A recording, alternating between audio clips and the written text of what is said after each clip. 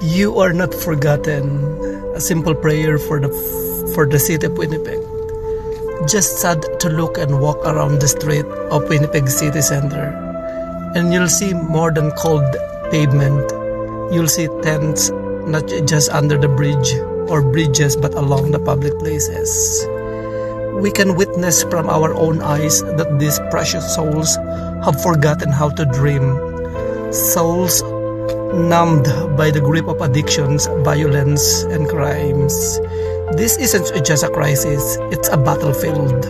People aren't just homeless, they're hopeless. Not just addicts, but captives by the evil system, bound by pain, trauma, and silence among many. How did we get here? A city so rich in culture, now shadowed by cries we've learned to ignore. But heaven has not ignored them, and neither should we. It's time to pray like never before.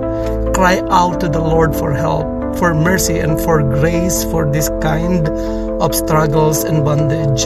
To cry out for freedom out from addiction, for healing from despair, and for the restoration of our city. Because Jesus still breaks chains of addiction, and Winnipeg City deserved. You are not forgotten. We will always lift you in our prayer. May Jesus gives us the healing power. Let's pray for our city. God bless.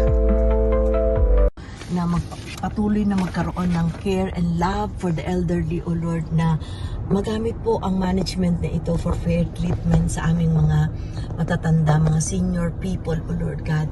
And we pray for every rooms na nandito, O no. Nakatagpuin mo po ang mga residents ng nursing home na ito, Panginoon. That you, O God, O Lord, will preserve these people, O Lord, to salvation in Jesus' name, O Lord. May they find you, seek you, O Lord, with all their hearts, O Lord. They may be lonely at times, O Lord, but they will never be alone in the power of your name.